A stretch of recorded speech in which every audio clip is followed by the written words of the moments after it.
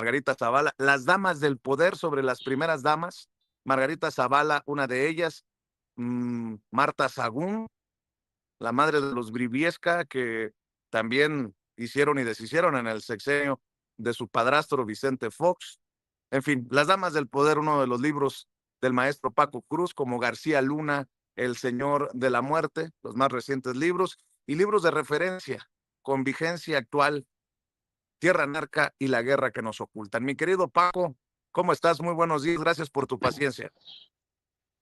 A Vicente, que quede constancia que hoy me puse uniforme para que no se vaya a enojar el maestro Jaime Hernández. Bueno, me voy a subir el zipper para verme de negro todos. No, Vicente, buenos días y a toda la familia sin censura. Fíjate, estoy enojado contigo, Vicente, seriamente. ¿Por? Yo te preguntarás, fíjate por qué. Yo traía ya mi guión de lo que quería decir. Dije, vamos a entrar por este tema y por este otro tema, pero siempre cuando te escucho me haces recordar lo mismo que este muchacho. ¿Cómo se llama este muchacho? Jaime Hernández, ¿sí?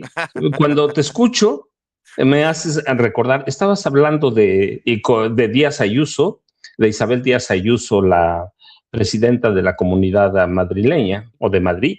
Estabas hablando y de la protección que da a los pobrecitos desgraciados que tuvieron que huir a causa de la violencia en México, Carlos Salinas de Gortari, Enrique Peña Nieto y Felipe Calderón. Pero no, mira, pero qué bueno que dejas a este personaje que estaba ahí, Ceci, antes, Carlos Salinas de Gortari. Me hiciste recordar a un exagente de la DEA, se llama Michael Levin. Michael Levin fue más o menos unos 25 años, poco más que recuerde, agente de la DEA. Y entre ellos estuvo asignado a México, a Colombia y a varios países de Latinoamérica. Pero en 1997 escribió una carta que le envió al New York Times que nunca le publicaron. Pero en esa carta que después él retoma, y retoman algunos medios años después, no en México claramente, hace mención justamente al expresidente Carlos Salinas. Y él dice, fíjate, el expresidente Carlos Salinas, quien desapareció de su país, después sabemos que anduvo en Irlanda y en otros lados y ahora está en España, quien desapareció de su país bajo sospecha de vínculo de unos 500 millones de dólares, 500 millones procedentes del narcotráfico que estarían ocultos en más de 60 bancos de todo el mundo. Pero Salinas aparece repentinamente en Nueva York el 18 de septiembre pasado y él hablaba de 1995, un año después de que salió de la presidencia. Y luego, más adelante, me salto algunos detalles pero por cuestiones informativas, lo cito de nueva cuenta, lo retomo. Dice Michael Levin, dejemos que los hechos hablen por sí mismos. El 13 de diciembre de 1995, un artículo de la agencia de noticias estadounidense Associated Press o Prensa Asociada, que nunca fue publicado por el New York Times, informó que el expresidente mexicano Salinas había sido vinculado por la aduana estadounidense y la DEA a aquellos 500 millones de dólares provenientes del narcotráfico, ocultos en más de 60 bancos de todo el mundo. El agregado de la aduana de Estados Unidos en Ciudad de México emitió una alerta de fronteras. ¿Qué decía, entre otros, la alerta de fronteras? Si Salinas intenta atravesar cualquier límite internacional, la aduana estadounidense debía ser notificada de inmediato. Esta medida generalmente significa que la detención o la acusación penal es inminente, siempre que no interfiera en intereses especiales de Estados Unidos. El artículo de Prensa Asociada reveló tales intereses al citar a funcionarios del Departamento de Estado que afirmaron desconocer lo que el agregado de la aduana tenía en mente, así como cualquier evidencia que se vinculara a Salinas. Y luego, fíjate, es bien interesante porque retomo otro párrafo de aquella carta de Michael Levin. El último artículo del periódico, está hablando del New York Times, claro, estaba hablando también de Prensa Asociada, pero dice, el último artículo del periódico The New York Times que menciona al expresidente de México apareció en primera página el 5 de junio de 1996, titulado, de un mexicano astuto y cómo se movieron sus millones. Y dice, también escrito por Anthony de Palma, mientras el artículo de Elvis ridiculizaba la conexión de Salinas con la droga, hacía mención a un artículo anterior donde se decía que Elvis Presley tenía algunos parecidos con Carlos Salinas, que era la droga. Dice, la nota lograba incluso describir el lavado de 80 millones de dólares por el hermano de Salinas, Raúl, sin mencionar la vinculación del expresidente con el narcotráfico. O sea, tú tienes ahí idea, lo que dice Díaz Ayuso, que no tiene la menor idea, esta pobre, y yo lo voy a decir con mucho respeto, imbécil, porque no tiene idea cómo dejaron a este país ni cómo se asociaron ahí. Aquí tuvimos a Jaime Hernández y lo que es muy importante, su nota de 8 columnas, ¿te acuerdas? De Carla del Ponte, en la que reseña el narcopoder en México y los vínculos de Salinas a Raúl con el narcotráfico y aquellos casi 100 millones de dólares. O sea, es un asunto que no entienden o lo ocultan o son igual que ellos, en cuanto a las vinculaciones, los vínculos con el narcotráfico, con la violencia. Raúl Salinas no solo fue ligado al narcotráfico, sino, por ejemplo, el asesinato de su cuñado directamente, Raúl Salinas, José Francisco Ruiz Macía, allá en la Ciudad de México. Fue condenado por eso. Después salió libre, absuelto, pero porque movieron los hilos el presidente Vicente Fox Quesada, y movió sus influencias Carlos Salinas de Gortari cuando ya no estaba Ernesto Zedillo Ponce de León. Pero tuve lo que está ignorando Isabel Díaz Ayuso, toda esta complicidad de estos personajes con el narcotráfico. Ya no hablemos de el otro refugiado o autorrefugiado, Felipe Calderón Hinojosa, que es protegido por la extrema derecha de España, por la extrema derecha, y que además es en mucho el responsable de la violencia como se vive hoy. No solo por la guerra que detonó al inicio de su administración, el primer mes que tomó posesión, en diciembre de 2006, no solo por eso, sino porque en el proceso, en el transcurso de su presidencia, Felipe Calderón Hinojosa, en complicidad con Genaro García Luna, él propició y alentó una carrera armamentista entre los cárteles de Sinaloa, que eran complicidades de Felipe Calderón con Genaro García Luna, y el cártel que crearon ellos, Cártel Jalisco Nueva Generación, cuyo nombre, hay que decirlo, pues ¿de qué nace? Del primer cártel que hubo, el Cártel de Guadalajara.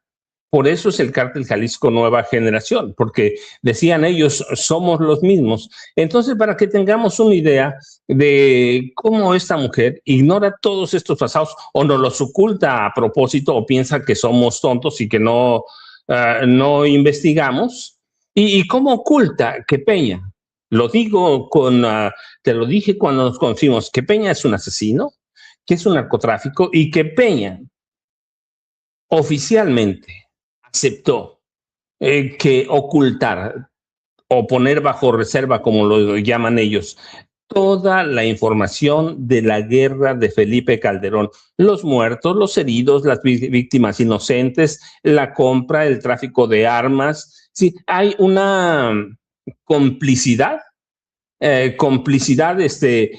general. Y fíjate, y luego voy a citar a una tesis que se llama, que yo tengo hace muchos años, creo que la tengo de 2012, 2013, de entonces una persona que se llama, voy a decir su nombre, no sé si está vivo o muerto, pero yo quiero pensar que sí, se llama Edgar Alarcón, y él publicó una tesis que se llama Los problemas de evasión fiscal y blanqueo de capitales a través de los paraísos fiscales, casos paradigmáticos, y lo presentó, insisto, en la UNAM, en 2011, y entre otras cosas, solo voy a rescatar un párrafo, dice, en el caso de Citibank y Raúl Salinas de Gortari, la cuenta de concentración estuvo ubicada en Estados Unidos y se convirtió no solo en el destino en donde se reunían los fondos ilegales procedentes del tráfico de drogas en México, sino que a su vez se volvió la fuente de la red de transacciones internacionales que se realizarían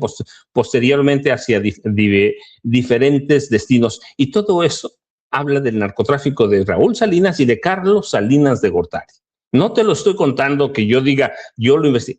Es una tesis, uno, y la otra es una carta de Michael Levine, que fue agente de la DEA. Todo esto forma parte de mis expedientes, de mis archivos, Vicente, porque luego la gente dice, bueno, pero ¿de dónde salió? Bueno, nosotros analizamos, investigamos, pero esa carta de Michael Levine nadie la quiso publicar.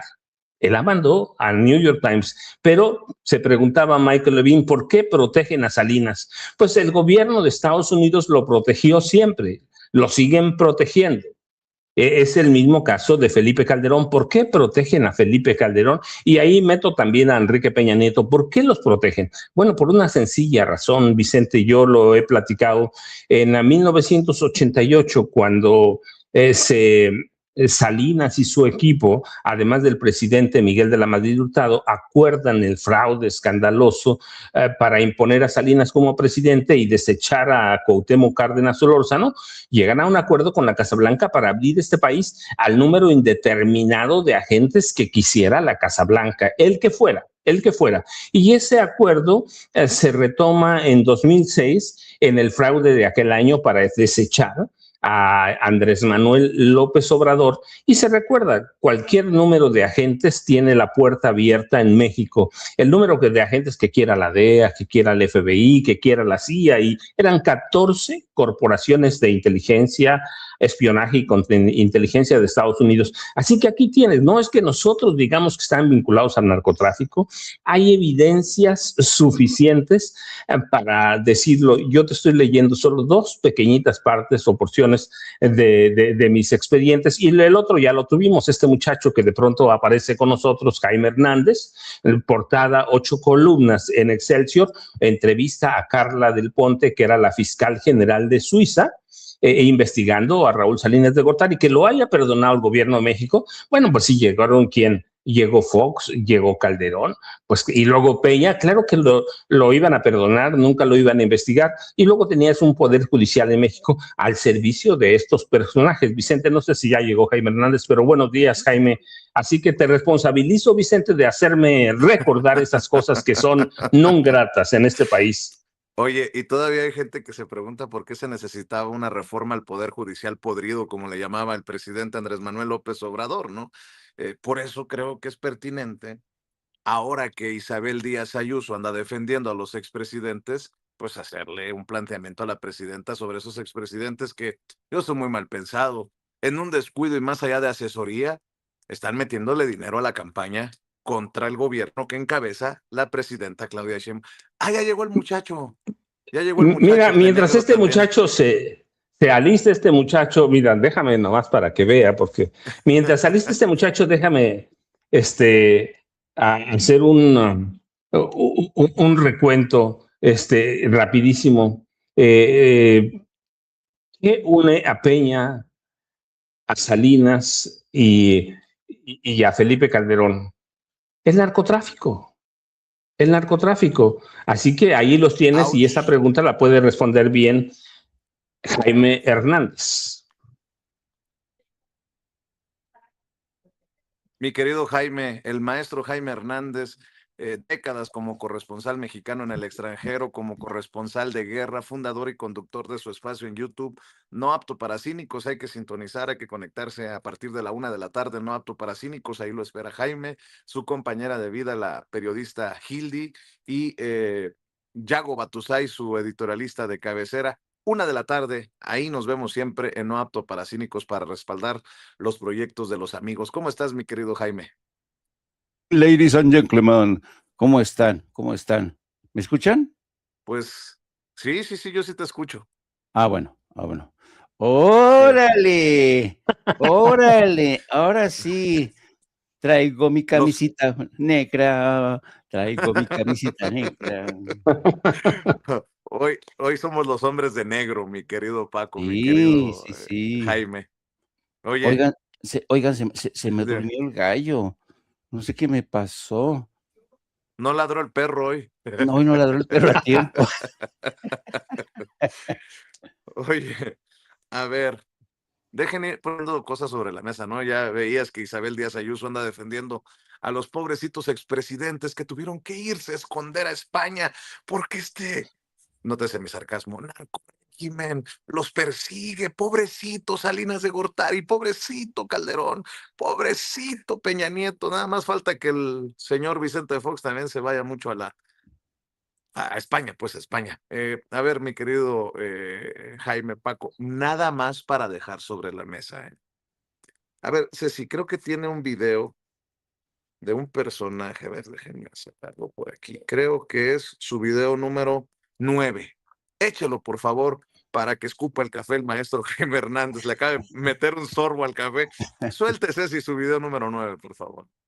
Les ha dicho que la gente quiere el perfil que les quieren imponer a los mexicanos. Es que la gente quiere que pongamos uno que parece honesto, que es buena persona. ¿Qué chingados les ha dicho que eso quiere la gente? La gente lo que quiere hoy es quien resuelve los problemas del país. Esto no es de buenas personas, no porque nosotros no lo seamos, lo somos. Tenemos principios y valores, pero esto no es así. Ya nos pasó, se los vuelvo a repetir a ustedes, ahora se los digo. Del 2018 al 2024, 2 veces hemos tenido candidatos. ¿Cuál fue la narrativa, la historia, la cantaleta? Una ciudadana y un ciudadano.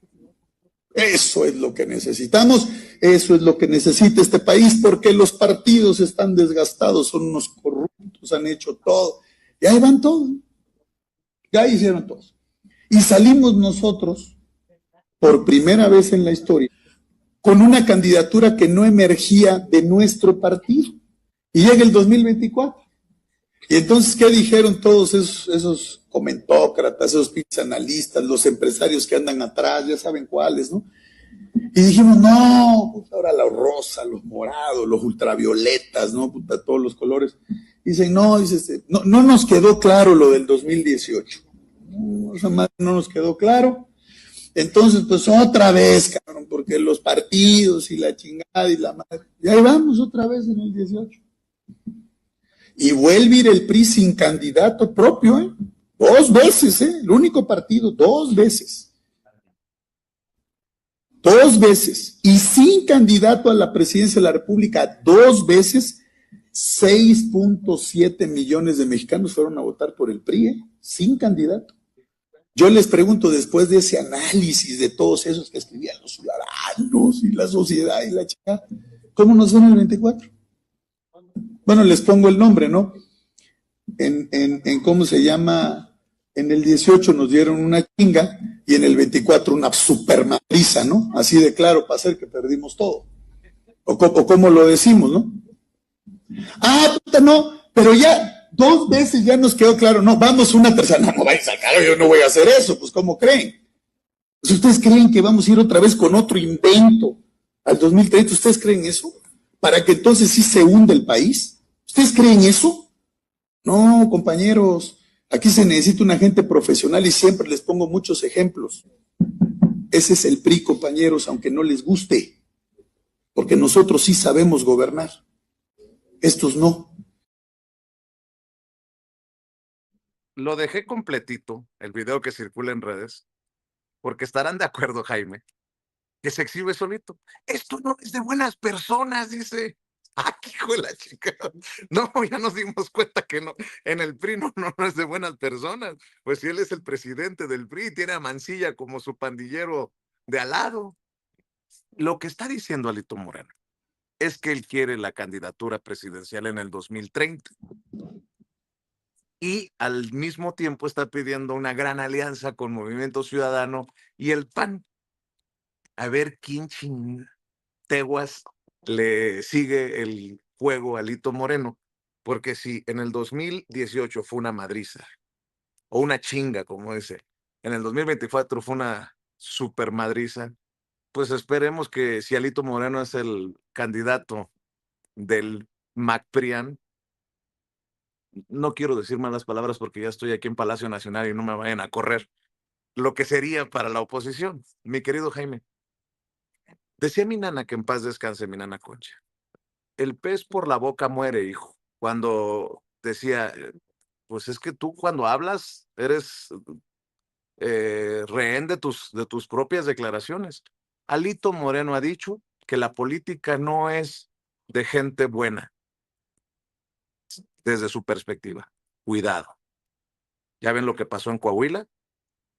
De acuerdo a un reporte de La Jornada, los panistas van a hacer todo para que no llegue Morena a Chihuahua. Así que ahí vamos avanzando, mi querido Jaime. Mientras escuchaba a Alito Moreno, me estaba imaginando al propio Alito Moreno platicando con sus cuates ahí en la cárcel, recordando su pasado, ¿no? No, es que en el 2018 pasé y en el 2024, pero si me hubieran hecho caso, si me hubieran hecho caso y me hubieran puesto a mí, otros gallos cantarían, ¿no? Y es lo que va a estar recordando a futuro Alito Moreno mientras esté en la cárcel. Es lo que creo que va a pasar, o deseo que ocurra eso, ¿no? Este tipo es un delincuente. Yo me pregunto, ¿hasta qué grado estudió Alito Moreno? ¿Hasta qué grado estudió? Cada vez que lo escucho, vuelvo a recordarme de los porros, de los ladrones, de los barbajanes que no tienen nada de educación, no tienen una formación política consistente. Ahora que lo estaba escuchando cuando estaba, diciendo cómo se eligen a los candidatos por esto y eso. Esto de lo que estaba hablando me remite a la década, fíjate, mediados de los 80, cuando ya entonces, los socialistas en Francia y en España, Felipe González, decían que la política había caído muy bajo porque ahora los políticos a la hora de prepararse para ser elegidos en las urnas, ya se elegían como se elige un desodorante en el supermercado, ¿no? Si tienen una etiqueta guapa, si tienen buena presentación, me voy a ir con este desodorante porque tiene buena presencia, ¿no? ¿Qué es lo que estaba diciendo este? No, ahora los eligen porque parece decente, ¿no? Pero luego resulta un ladrón de 7 suelas, ¿no? Bueno, fíjate nada más desde a qué tipo de esto te demuestra hasta qué punto es un ignorante, no sabe nada de ciencia política. Un hombre como Andrés Manuel López Obrador, que sí pasó por la universidad, pero no tuvo un doctorado, no tuvo un diploma, no estudió en el extranjero, no estudió en Harvard, tenía más visión, tenía más conocimiento de ciencia política que este barbaján. Y esto te demuestra, fíjate, hasta qué punto Alito Moreno ha sido un ladrón que se ha aprovechado de su cargo político para enriquecerse, como ocurrió cuando fue gobernador de Campeche, ¿no? Sí, Campeche. Sí, señor, sí, señor.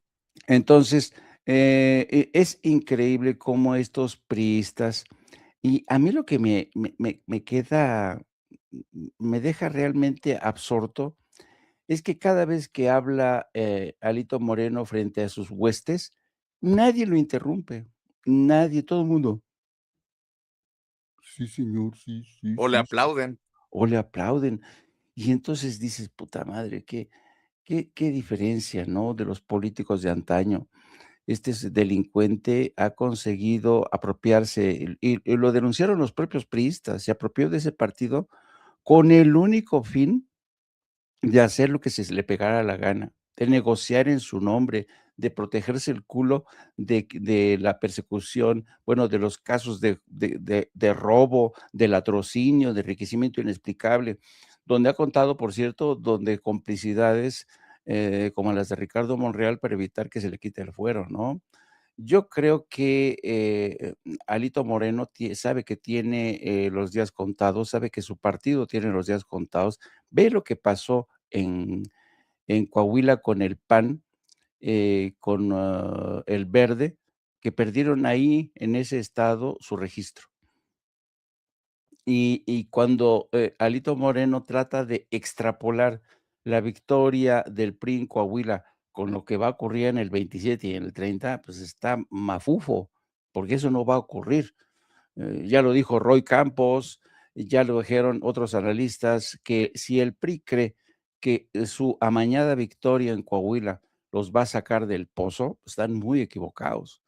¿Por qué? Porque todos los vaticinios, todas las encuestas ya vislumbran una victoria por goleada otra vez de Morena ante la incapacidad de la oposición realmente de ofrecer algo nuevo, algo distinto, algo que no se parezca al discurso que está distribuyendo desde Washington los operadores de la Casa Blanca.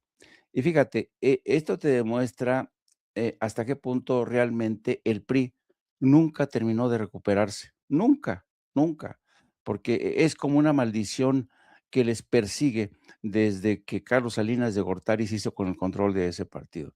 Yo recuerdo que cuando tenía la presidencia Barack Obama, puso como subsecretario de Estado Arturo Valenzuela, un funcionario estadounidense de origen chileno, por eso se llama así Arturo Valenzuela.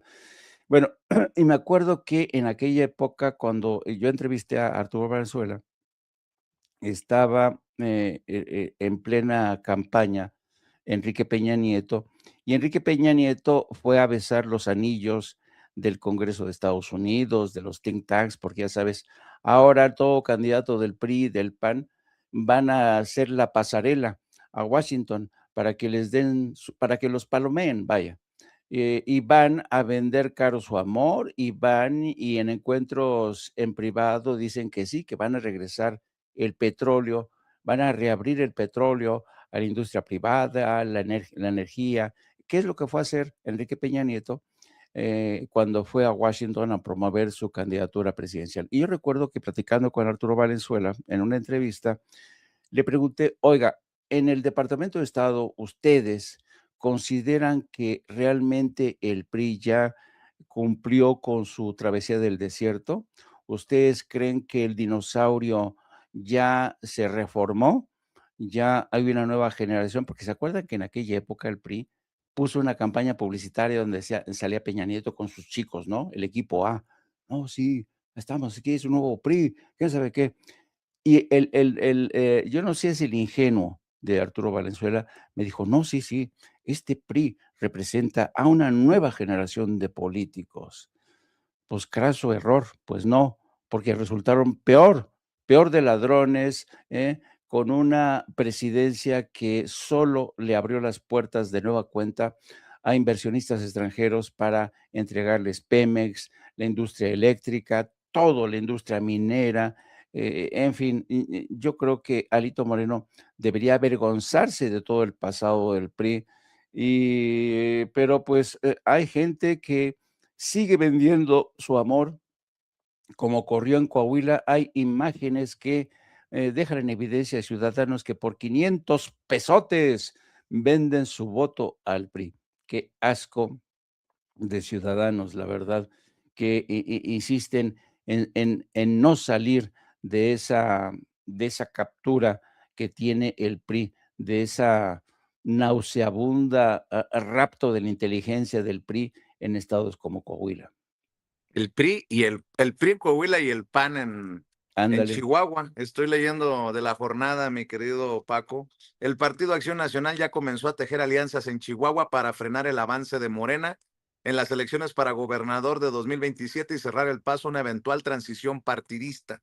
El alcalde panista de la capital, Marco Bonilla, que sería el candidato del PAN en el proceso del próximo año, uno de los aspirantes, dice la jornada, a la candidatura del Blanquiazul, hace suya la narrativa de la mandataria actual, María Eugenia Campos, y afirma: debemos hacer frente al intento de instaurar un narcorrégimen en el estado. Incluso en días recientes se encontró con Julián Levarón, quien busca ser candidato independiente, y se reunieron en el restaurante Garufa de Ciudad Juárez, y el pacto sería que pase lo que pase, el objetivo es que no llegue Morena, según el equipo del presidente municipal panista Marco Bonilla. Pues lo que, a ver, esto confirma lo que decía ayer aquí en Sin Censura.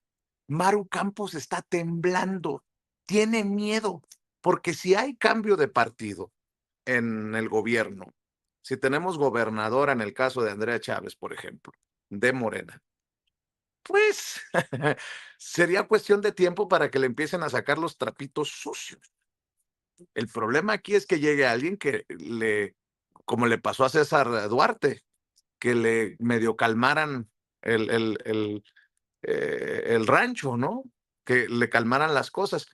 Y todo surge por la encuesta que publicó El Financiero ayer. Morena ventaja en Chihuahua en preferencia rumbo al 2027.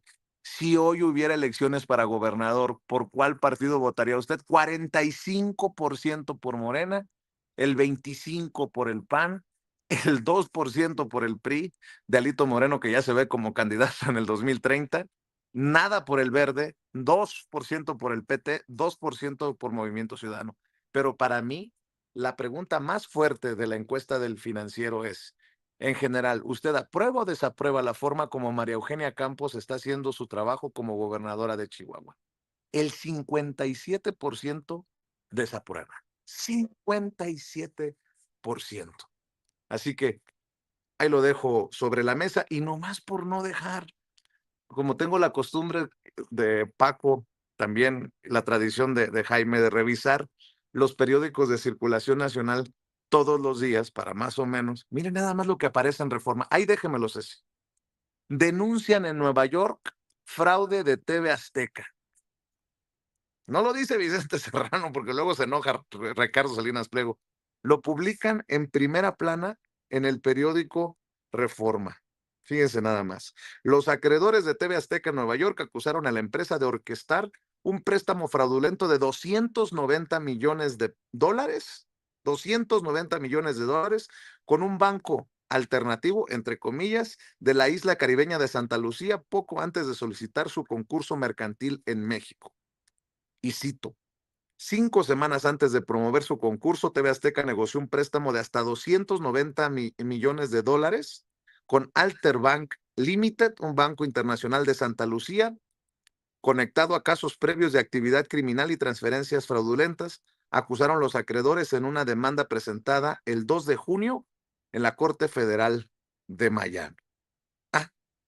Y también por no dejar, en Estados Unidos, previo al inicio del Mundial, el gobierno de Estados Unidos lanza una alerta a sus ciudadanos que estarán en la Ciudad de México porque dice Estados Unidos, existe riesgo de violencia por parte de grupos terroristas, cárteles, pandillas y organizaciones criminales, advierten.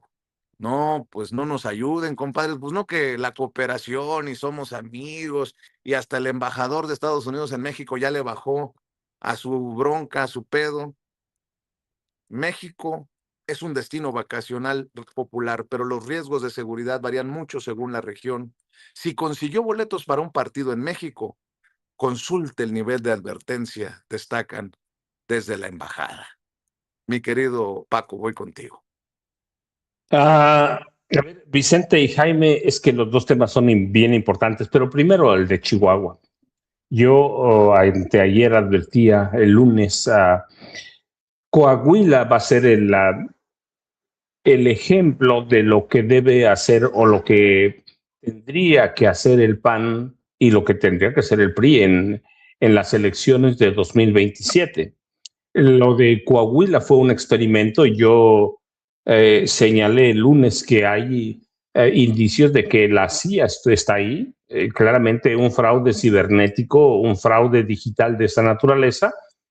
Tuvo que tener colaboración de agentes extranjeros y los que tienen tecnología. Bueno, hay dos agencias o corporaciones que tienen ese tipo de tecnología para coordinarlo bien. Una es la CIA y la otra es la Mossad, los servicios de inteligencia y contrainteligencia y espionaje de Israel, que por cierto están metidos en Chihuahua, no ahora. La Maru Campos con aquel accidente de abril lo prácticamente desnuda lo que es el gobierno de Chihuahua. Así que Coahuila va a ser el ejemplo, pero yo, mira, nada más quiero señalar lo que pasó en Coahuila. No solo debe alertarnos, pero también debe decirnos cómo históricamente se ha comportado el PRI. No es que lo de Coahuila sea una noticia como tal, aunque debe ser noticia. Parece contradictorio, pero debe serlo porque, bueno, hay un elemento adicional a la genética histórica del PRI, el fraude que incluye todas las formas posibles, ¿no? Que las hemos conocido como mapachismo y que incluye todo, el ratón loco, el relleno de urnas y hoy la aparición del QR, y incluye represión, asesinato para eliminar a rivales del mismo partido. Ahí están José Francisco Ruiz Massieu, ahí está Luis Donaldo Colosio Murrieta y muchos otros priistas asesinados.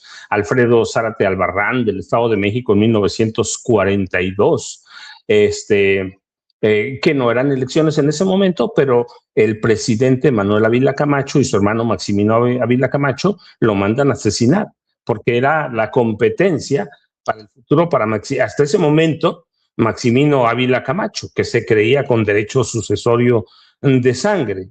Hay un atentado, 5 de marzo de 42, 2 días después muere Zárate Albarrán y se quitan ese encargo de encima. Zárate Albarrán era vicepresidente de la primera CONAGO, Confederación Nacional de Gobernadores, y cargaba duro contra el presidente Ávila Camacho, que tenía tintes de apoyar a los nazis. Era nazi Ávila Camacho con su hermano.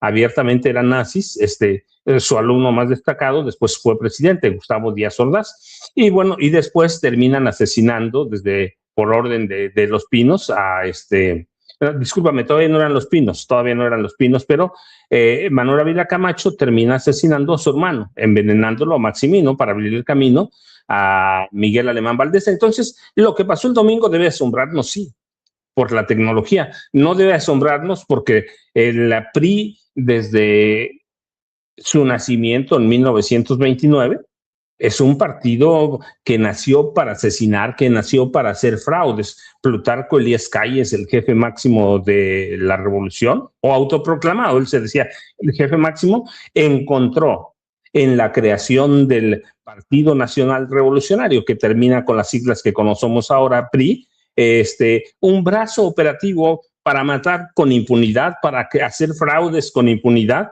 el justificante perfecto para centralizar el poder político. Ese es el PRI en la historia. No fraudulento, antidemocrático, violento, que solo puede estar en el poder a través del fraude. Así que lo del domingo no debe asombrarnos. Esa es la historia política del PRI. Si alguien pensaba que Manolo Jiménez Salinas, el gobernador, de la mano de Alejandro Moreno Cárdenas, que ya lo dijo él, este país no necesita políticos decentes, necesita un hijo de la tiznada, vamos a decir, como dicen en mi pueblo, para gobernarlos, ¿sí? La tierra de los Moreira, que hay que ver cómo gobernaron los Moreira, de una deuda de poco menos de 400 millones a 36,000 millones de pesos. Esa es la historia del PRI. Por eso no debe asombrarnos represiones brutales. Yo recuerdo una de 1929, cuando el PRI reprime a los vasconcelistas, y entre ellos hay una de la mano de Gonzalo N. Santos, que es uno de los primeros narcotraficantes de este país, el cacique de San Luis Potosí, una de las escuelas de violencia priista. Hay una represión contra los simpatizantes de José Vasconcelos, y en esa represión ordenada por Gonzalo y coordinada por Gonzalo N. Santos, hay un joven al que golpean salvajemente y que en 1958, si no estoy mal con el número, llega a la presidencia de la República, ¿sí? Adolfo López Mateos, y cuentan esta historia, ¿sí? Ese es el PRI históricamente. Finalmente, López Mateos muere por esas golpizas ordenadas por Gonzalo N. Santos, 7 aneurismas cerebrales. Recuerden, no gobernó, la pasaba alcohólico porque no había medicamentos como ahora para esos dolores de cabeza. Entonces, ese es el PRI, esa es su historia. No debemos perder la esencia, el fraude violento, el fraude grotesco. Pero hoy está adicionado con algo, la presencia de un fraude cibernético. Y Chihuahua ya tiene el ejemplo. Chihuahua, ¿dónde más va a haber elecciones locales? En Aguascalientes. En Aguascalientes. Entonces, tienen el ejemplo. Por eso es tan importante Chihuahua. Y tú mencionabas un elemento adicional, la encuesta que publicó el Financiero.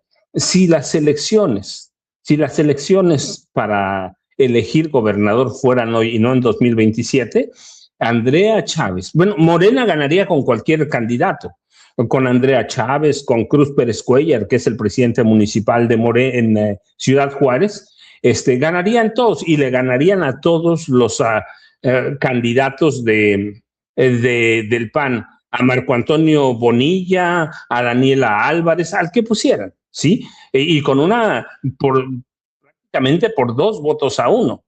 Y lo otro que demuestra esta encuesta es que la traición no paga. Siempre lo hemos dicho, la traición no paga. El pueblo de México puede perdonar muchas cosas, incluso la corrupción que se nos olvida, los fraudes electorales, pero la traición a la patria no. Este pueblo en la historia está lleno de traiciones y lo que nunca ha perdonado, hay que ver a Santana, hay que ver a Porfirio Díaz, ¿sí? Lo que nunca perdona a este pueblo es la traición a la patria.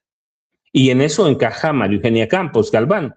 Por eso están asustados, pero también están asustados porque de llegar, y yo lo digo abiertamente, si Andrea Chávez llega a la gubernatura, a Maru Campos le espera la cárcel como a César Duarte Jaques. Con Cruz Pérez Cuellar lo dudo con Cruz Pérez Cuellar porque fue panista y yo insisto que todavía tiene su corazón panista Cruz Pérez Cuellar, pero con Andrea Chávez, María Eugenia Campos Galván tendría segurito el camino a prisión como César Duarte Jaques. Así que tienen ahí el elemento de esta encuesta y lo importante de la encuesta, lo importante de lo que pasó en Coahuila. Así que hay que tener mucho cuidado. Ariadna Montiel Reyes, aquí lo hemos dicho, tiene un reto grande. Para mí, en Coahuila, Ariadna Montiel Reyes pagó su novatada.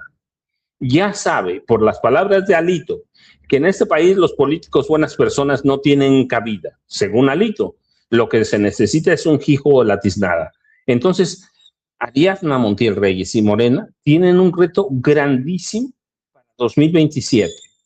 Tienen que entender que la mano de la Mossad o de la CIA van a estar presentes a través de las cuestiones electrónicas. Ahí está Perú, ahí está Colombia, ahí está. Los ejemplos los tenemos de sobra, así que el miedo es por eso, Vicente y Jaime. A ver, mi querido Jaime, déjame buscar del propio embajador Ronald Johnson, del propio embajador Ronald Johnson. Ayer, ¿qué escribió? Espero fortalecer y profundizar la cooperación en materia de seguridad entre los Estados Unidos y México mediante una coordinación más estrecha y una colaboración directa con nuestras contrapartes mexicanas. Luego escribió, cuando se mencionó esta llamada entre el secretario de Relaciones Exteriores de México y el secretario de Estado de Estados Unidos.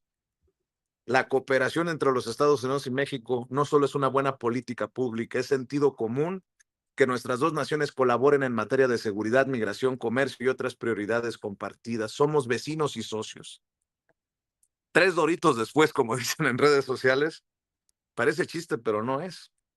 La embajada emite una alerta. El gobierno de Estados Unidos alerta a sus ciudadanos. Aquí está, lo tiene en pantalla Ceci, para que luego no vayan a decir que levanto falsos. México es un destino vacacional popular, pero los riesgos de seguridad varían mucho según la región, por lo que asignamos niveles de advertencia de viaje para cada estado mexicano, desde el nivel 1, tomar precauciones normales, hasta el nivel 4 de no viajar. Dicen desde la embajada, desde el gobierno de Estados Unidos, existe riesgo de violencia por parte de grupos terroristas, cárteles, pandillas y organizaciones criminales. ¿Somos o no somos? Yo ya me perdí, mi querido Jaime. Ahí te la dejo de tarea. Sí, siempre estos boletines, advertencias, siempre se caracterizan por este nivel de histeria, ¿no?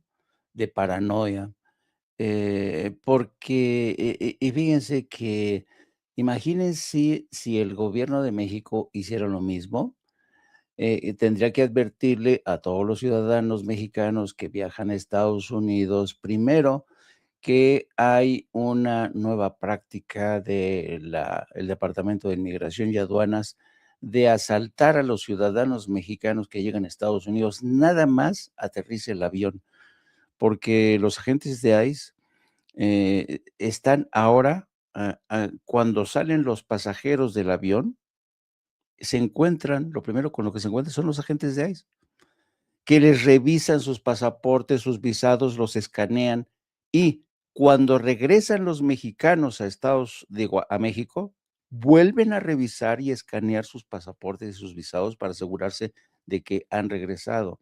O sea, es un ambiente muy agresivo en estados que antes eran santuarios como Nueva York, como San Francisco, como Los Ángeles.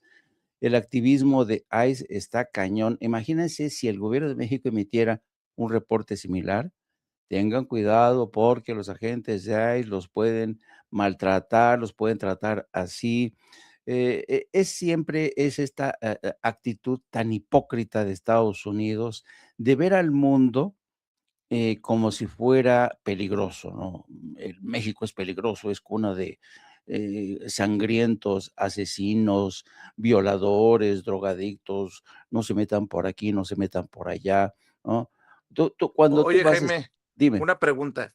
¿Y no será que está teniendo ya, ya es visual, es descarada esta, este México que ha pintado TV Azteca de Ricardo Salinas Pliego y que se toma para estas alertas de viaje desde la embajada? Pienso, por ejemplo, en la cena de gala copatrocinada por Ricardo Salinas Pliego, cuyo principal orador o invitado hubiera sido, si no los deja plantados, el embajador de Estados Unidos en, no sé, soy muy mal pensado, perdón por, ahorita me aterré escuchándote y pensé, ¿será que el embajador Ronald Johnson sí ve TV Azteca? Es que, ¿sabes qué es? Junto con pegado. Mira, y te voy a demostrar cómo es junto con pegado. En el curso de las últimas horas, ha circulado en las redes la versión de que el senador Manuel Añorbe del PRI está vinculado con los grupos violentos que estuvieron o han estado detrás de la manufactura de explosivos que luego fueron hallados en los autobuses que transportaban a estos muchachos de Ayotzinapa y señalan los vínculos de Añorbe con gentes del crimen organizado en Guerrero. Mira, por ejemplo, el famoso Padrino, ¿no? Que está Juan Miguel Hernández Carvajal. Aquí están señalando la mano de Añorbe del PRI. Y pues digo que está junto con pegado porque a quien vimos en la cena de de American Society, pues a Lito Moreno, que está al servicio de la Embajada de Estados Unidos, etcétera, etcétera, etcétera. Y digo que todo está junto con pegado por el otro escenario que ustedes planteaban momentos antes, me refiero a Chihuahua. Díganme ustedes, Chihuahua ya se alista para tratar de evitar a toda costa que Morena se haga con el control político, que conquiste la gubernatura de Chihuahua. Eh, Pregunta, ¿acaso se necesitará dinero para eso? Se va a necesitar muchísimo dinero. Raudales de dinero van a ser necesarios para este operativo de Chihuahua. Pregunta, ¿quién va a poner ese dinero?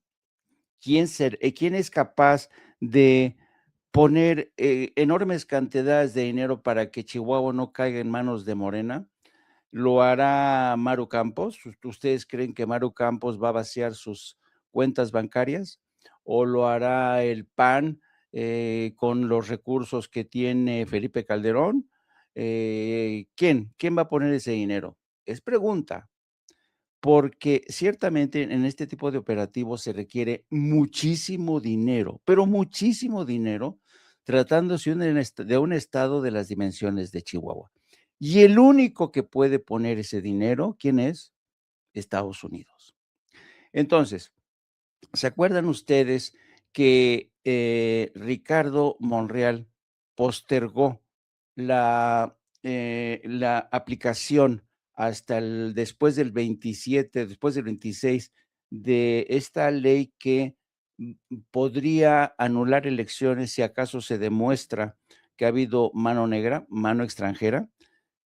¿Por qué Ricardo Monreal no siendo un constitucionalista experto, ¿por qué no preparó ese paquete de leyes secundarias? ¿Por qué postergó la aplicación de esas nuevas leyes hasta después, creo que de los 2027, quizás hasta el 2030? A mí realmente me resulta muy sospechoso. Lo bueno es que la presidenta salió al paso al decir que si se demuestra, porque eso ya está en nuestra Constitución, si se demuestra que ha habido mano extranjera en unas elecciones, podría traer consecuencias. Claro, no está tan, porque la queja es que podría presentarse una batalla legal de esas que se convierten en debates interminables, que lleguen hasta la Suprema Corte, etcétera. Pero ciertamente Chihuahua va a ser un caso de estudio porque va a haber, porque estamos, fíjate, estamos en el 26.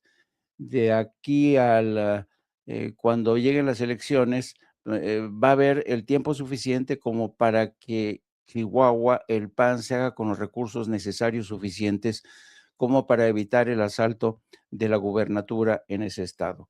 Así es que yo creo que estamos asistiendo, y lo ha advertido la presidenta, ante un golpe de estado silencioso. Lo mismo que denuncia a este idiota con su libro diciendo que hay un golpe de estado en Estados Unidos y que los consulados conspiran para tratar de evitar que ganen nuevamente los republicanos. Pero aquí sí es real, aquí sí es real. Y lo ha denunciado la presidenta, y yo creo que Chihuahua va a ser un caso de estudio precisamente por eso, porque se va a necesitar muchísimo dinero. Yo creo que la unidad de inteligencia financiera tiene muchísimo trabajo que hacer en este sentido. El Instituto Nacional Electoral también tiene mucho que hacer en este sentido. Hay que estar vigilando muy mucho el proceso electoral en Chihuahua porque si se los permitimos, estos bandidos son capaces de inundar, de comprar el estado de Chihuahua, fronterizo, donde la CIA puso su pica de Flandes, lo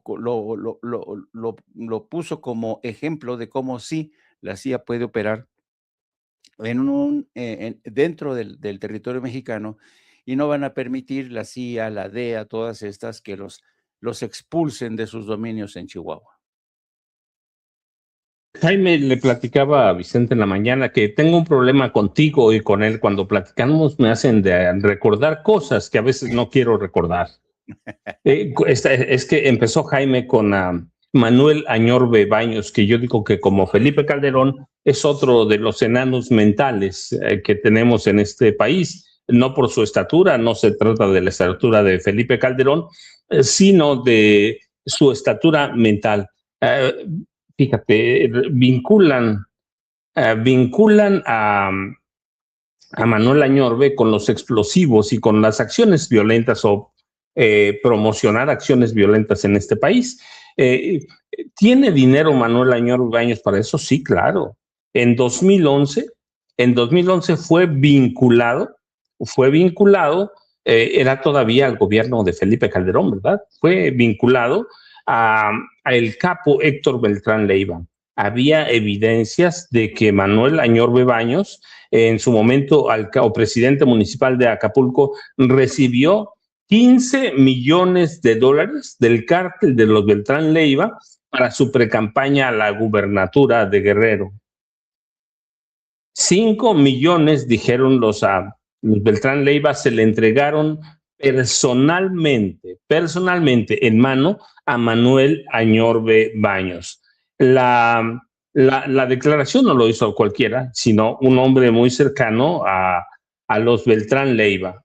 Dijo que el dinero fue otorgado ciertamente, primero para la campaña, pero ¿para qué? Por si llegaba a la gubernatura, que en esa época había muchas expectativas de que llegara, él iba a ser el brazo operativo del cártel Manuel Añorbe Baños, el brazo operativo del cártel de los hermanos Beltrán Leiva en la gubernatura. En la gubernatura. Manuel Añorbe negó las acusaciones, negó los señalamientos, incluso se presentó personalmente a la PGR para comparecer y rechazar todos estos vínculos. Pero después tuvo algunas reuniones con un personaje que se llama Genaro García Luna y no pasó nada. En 2005, Genaro García Luna, con el apoyo entonces del presidente Vicente Fox, había negociado personalmente con los Beltrán Leiva. Así que ahí tienes todo un cóctel, Jaime. Estos personajes que se ligan ahora a la investigación de los actos y la promoción de la violencia en la Ciudad de México, en una serie de marchas, nos ponen en la realidad. El PRI, ese sigue siendo ese partido del que platicábamos al principio, pero cobra mayor relevancia cuando la presidenta Claudia Sheinbaum Pardo prácticamente puso el dedo de fuego en la mira o en el rostro de Ricardo Benjamín Salinas Pliego. Lo pone y dice, es un promotor de la violencia. Lo promueve a través de sus canales, y la presidenta además pasa en Los Pinos, le muestra a los periodistas que fueron a Palacio Nacional, dije Los Pinos, fíjate, a Palacio Nacional, pero deben recordar, no tenemos teleprompter, nosotros como nos vamos acordando, y de pronto pasan estas cosas, pero luego nos acordamos de inmediato, ya no hay Palacio Nacional. En Palacio Nacional les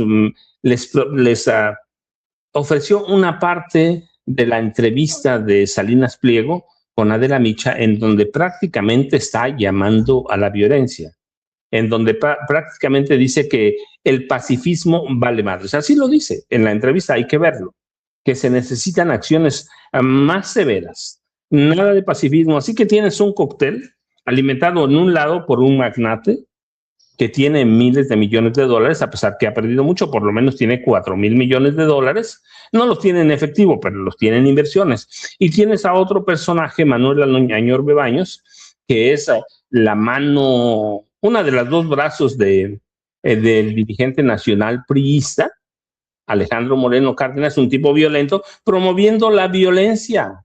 Ya los pescaron con los dedos en la puerta, Jaime.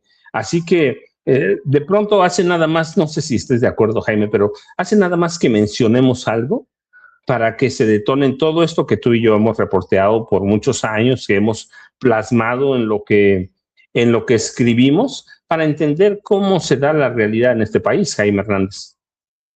Sí, y además con el añadido de las múltiples alianzas, porque siempre se ha dicho, y de hecho en Estados Unidos se acuñó un nuevo término, que es el crimen organizado internacional, ¿no?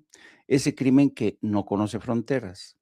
Y parte de ese crimen organizado internacional, de ese han formado parte la clase política mexicana del PRI y del PAN.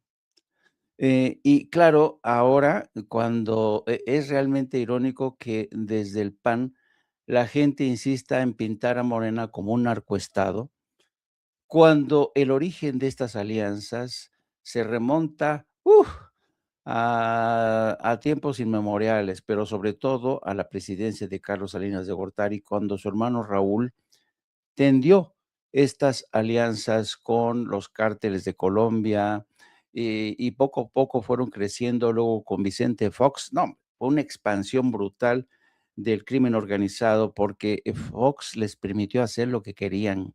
Yo creo que Vicente Fox ha pasado un poco de rositas porque Vicente Fox permitió que el crimen organizado operara, se moviera a sus anchas.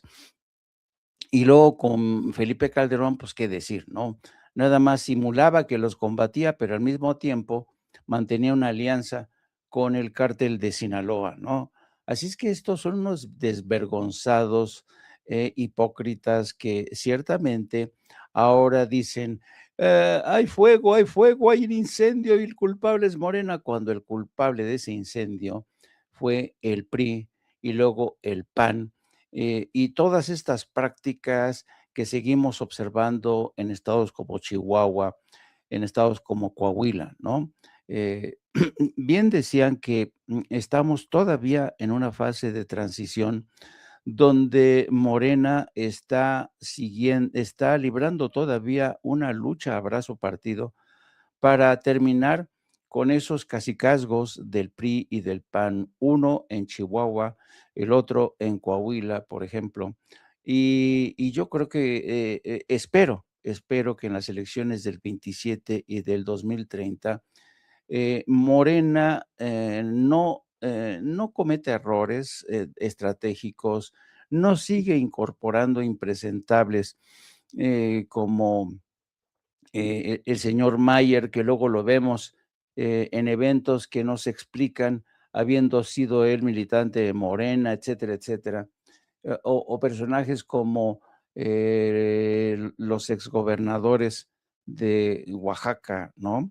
Yo creo que es importante que Morena, vamos a ver, yo espero que Ariana Montiel, que es ahora la responsable de ese barco, sepa llevar a buen término, a buen puerto, la consolidación de Morena como partido político, un partido que ya no sea considerado como la corte de los milagros, donde cada quien va y llega después de tener un pasado criminal, llega de rodillas, le jura lealtad a Morena, se incorpora a Morena y luego zasca, traiciona a Morena, como ha sido el caso de muchas veces en el seno del Partido Verde, ¿no?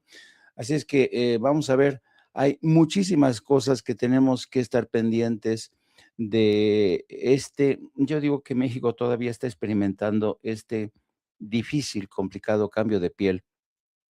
Y pues vamos a tener mucha tarea, maestros, vamos a tener mucha tarea vigilando este proceso, porque desde mi punto de vista, y aquí hablo como periodista, es fascinante, ¿eh? Es fascinante ver realmente cómo un país como México está tardando, porque los procesos son así.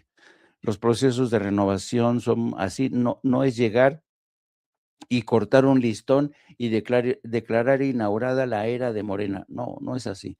Es más complicado. Se necesita reconquistar el terreno, eliminar cacicazgos, romper con los crímenes organizados. Y quien tendría que romper con el crimen, porque esa es una de las frases que utiliza mucho el PAN y el PRI, rompan con el crimen organizado, rompan con el narco. Quienes tienen que romper con eso y con alianzas inconfesas, como es el PAN en el caso de Chihuahua, pues son estos dos partidos que se han convertido en una cueva de malvivientes, de ladrones, de sátrapas, que prefieren traicionar primero a su país antes que velar por el futuro de las nuevas generaciones.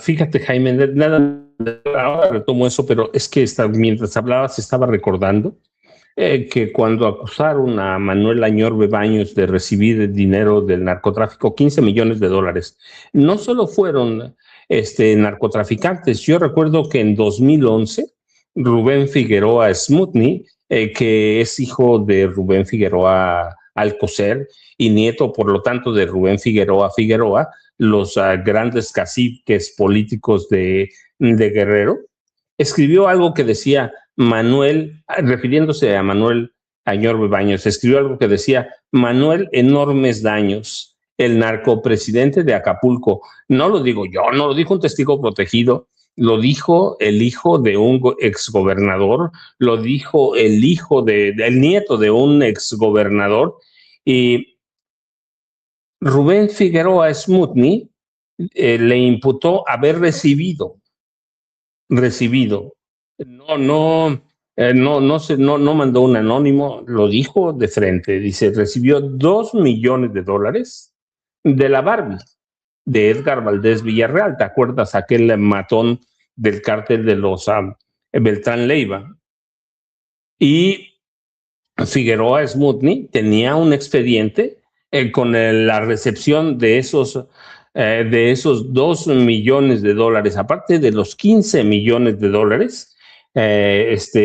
Y luego escribió: qué bueno que Manuel Añorbe regresó a Acapulco, a la posada del PRI. Ojalá y ahora se le regresen a Acapulco los 2,000 millones de pesos que se robó como presidente municipal de Acapulco. Así que tienes una historia negra de Manuel Añorbe Baños, al que este martes se le vinculó con acciones para promover la violencia a propósito de los estudiantes, o bueno, presuntos estudiantes de Ayotzinapa o infiltrados en Ayotzinapa, pero tienes a un hombre que tiene una historia negrísima como Alejandro Moreno Cárdenas, como Rubén Moreira Valdés, como Carolina Vigiano. Si no tienes un tipo decente, pero bueno, ya lo dijo Alejandro Moreno Cárdenas, la política en este país no necesita políticos decentes, y seguramente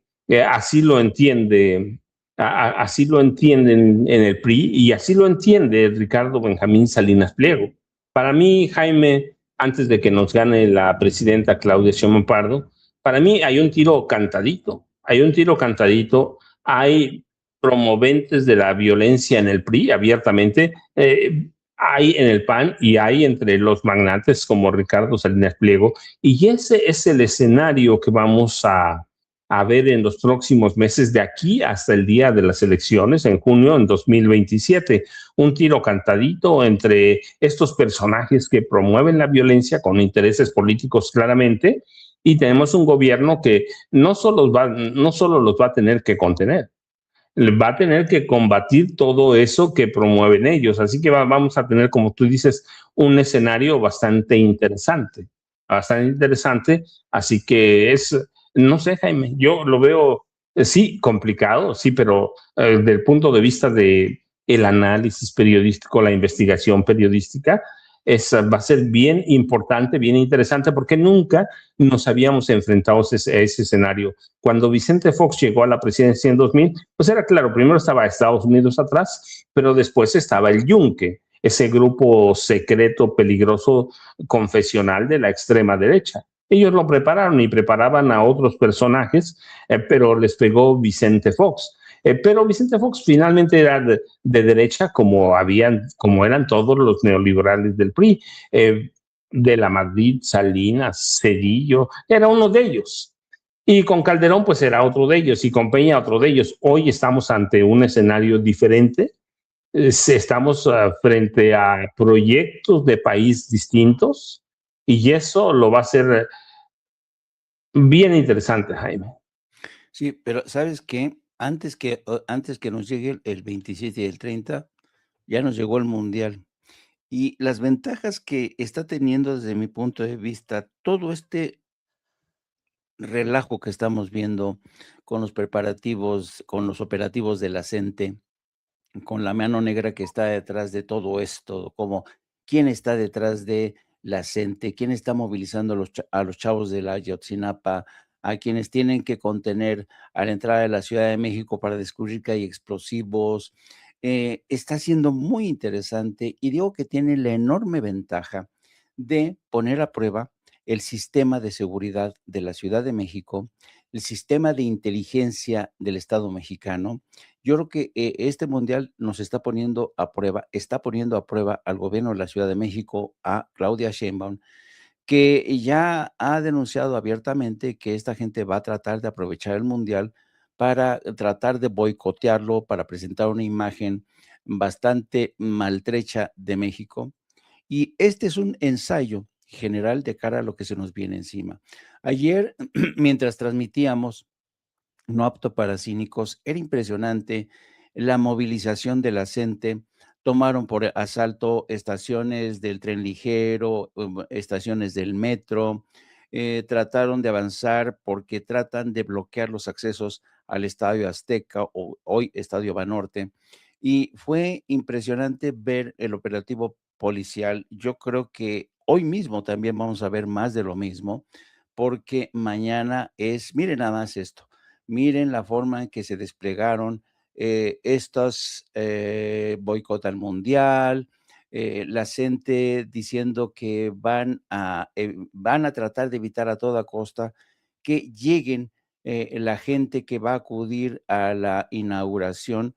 Vamos a ver en el curso de las próximas horas más de lo mismo. Y yo creo que vamos a ver hasta qué punto, porque esta es otra de las cosas que, digamos, siempre ha habido de parte del gobierno de Morena, y empezó así con Andrés Manuel López Obrador, esta política de no caer en la provocación, ¿no? Y en este proceso de no caer en la provocación, se permitían desmanes, llegaba el bloque negro, rompía escaparates, golpeaba a ciudadanos, rompían paradas de autobús, de trolebús, hacían de las suyas, utilizaban cohetones, el Palacio Nacional tuvo que prácticamente encastillarse, blindarse el Ángel de la Independencia por no tocar, por no tratar de reprimir a los a los manifestantes en este prurito de querer salvaguardar esta tradición de la izquierda que no reprime, ¿no? Yo creo que va a estar puesta a prueba esta tradición, esta política de seguridad, porque las cosas se van a poner duras de aquí al jueves. Yo creo que el jueves va a ser un rifirrafe entre la gente que está dispuesta a echarlo todo, porque detrás de la gente sabemos que hay gente que, y ya lo ha dicho la presidenta, hay gente que no son profesores, están dispuestos a aprovechar este momento para echar a perder este mundial de fútbol. Y pues vamos a estar pendientes de lo que ocurra. Va a ser, insisto, es un ensayo interesante lo que ocurre en este mundial de cara al 27 y al 30. Sospecho que en Opto para Cínicos vamos a seguir hablando de este tema. Vamos a hablar también de las renovadas ataques entre Estados Unidos e Irán. Hoy mismo Donald Trump le ha dicho a Irán que se va a arrepentir de haber esperado tanto para lograr un acuerdo de paz. Claro, Irán no va a firmar un acuerdo de paz a la medida de las exigencias de Donald Trump. Irán no es una nación estúpida. Hoy mismo nos hemos enterado de que Estados Unidos ha cancelado el 8% del boletaje que le corresponde a Irán, de tal suerte que la gente que pagó sus hoteles, sus aviones desde Irán o desde otros países que forman parte de la diáspora no van a poder asistir al Mundial. Ya ves que expulsó a la selección de Irán que está pernoctando en Tijuana. Es realmente lo que está ocurriendo en Estados Unidos. Este mundial está condenado, yo creo que al fracaso.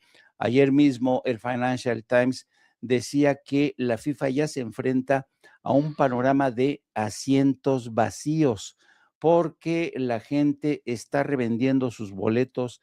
Hay en el mercado actualmente más de 180,000 boletos que están llegando a la reventa por gente que a lo mejor se lo pensó, compró sus boletos con antelación, dice, no, no, ni madres, yo no voy a ir a Estados Unidos.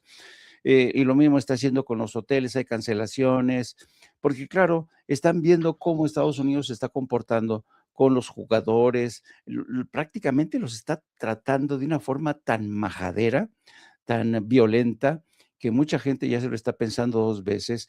Hay acciones violentas en Texas, hay manifestaciones en contra de la administración Trump. Hemos visto en Nueva York cómo abucharon en el partido de los Knicks, que es un partido al que siguen muchos neoyorquinos, abucharon en ese partido de fin de semana a Donald Trump. Yo creo que este mundial va a fracasar en Estados Unidos, pero claro, este fue porque Donald Trump ha provocado el fracaso, pero aquí en México son los enemigos de México, son los adversarios políticos que van a tratar de poner en ridículo al gobierno de la 4T. Vamos a ver si lo consiguen, vamos a hablar de todo esto.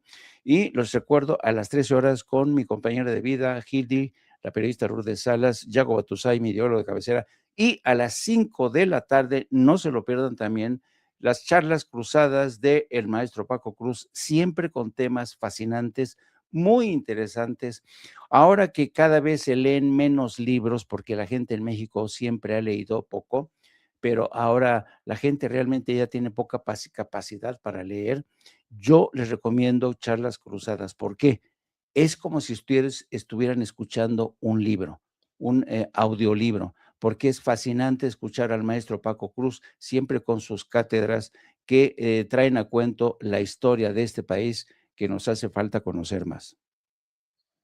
Jaime Hernández, yo tengo una pregunta para ti. Mañana la inauguración del Mundial será a las 11 de la mañana. El primer partido México contra Sudáfrica será a la 1 de la tarde. ¿Va a haber no apto para cínicos al mismo horario? No tendremos no apto para cínicos porque todo el mundo va a estar pendiente de la gran pantalla. No vamos a tener, pero lo que sí vamos a tener al día siguiente es un análisis, una reflexión sobre esa jornada. Es decir, es una locura tratar de competir con un evento como un mundial de fútbol. Así es que yo por lo pronto voy a ver la ceremonia, voy a ver el partido y me reservo. ¿Sabes también cuál es el riesgo?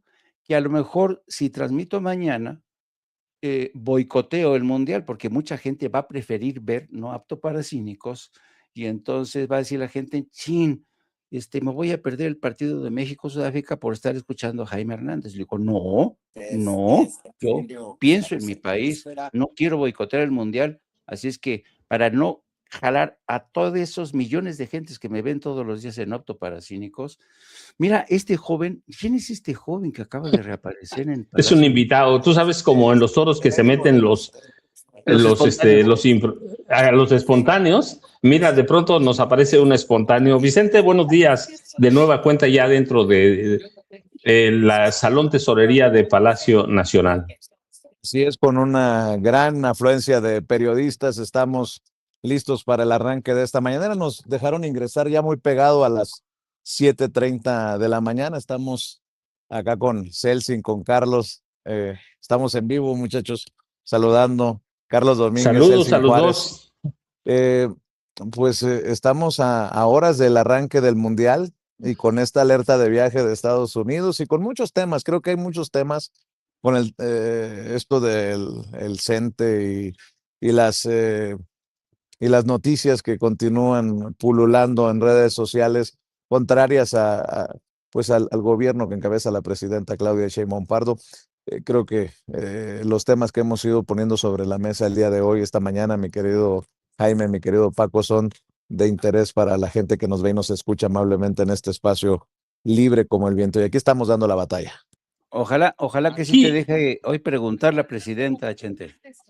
Aquí le vamos a mandar un mensaje. Le vamos a mandar un mensaje, señora presidenta. Si no le da la palabra a Vicente, sí, vamos a hacer una manifestación. Ceci, Jaime y yo, ahí frente a Palacio Nacional. Eso. Bueno, con que asustes, con que si no nos vamos a ver TV Azteca, pues con eso. Vicente, ya sabe, está ahí adentro en el Salón Tesorería de Palacio Nacional. Yo espero que sea una mañanera llena de información por la promoción a la violencia de personajes, como estamos hablando, Manuel Añorbe Baños, de Ricardo Salinas Pliego, que abiertamente, pero abiertamente están convocando a la violencia. Pero fíjate, Jaime, es que yo recuerdo, antes de que terminara el gobierno del presidente Andrés Manuel López Obrador, Ricardo Salinas Pliego hizo llamados para armar a sus televidentes. Sí. Hizo llamados, no es que sea esto algo espontáneo porque está enojado con la presidenta Claudia Sheinbaum Pardo porque le están cobrando miles de millones de pesos de impuestos que además debe porque es un delincuente fiscal. No, el tipo en el gobierno del presidente López Obrador hizo, por lo menos que yo me acuerde, un par de llamados para que los ciudadanos o los televidentes de Azteca se armaran. Y eso es peligrosísimo. Buenos días. ¿Cómo están?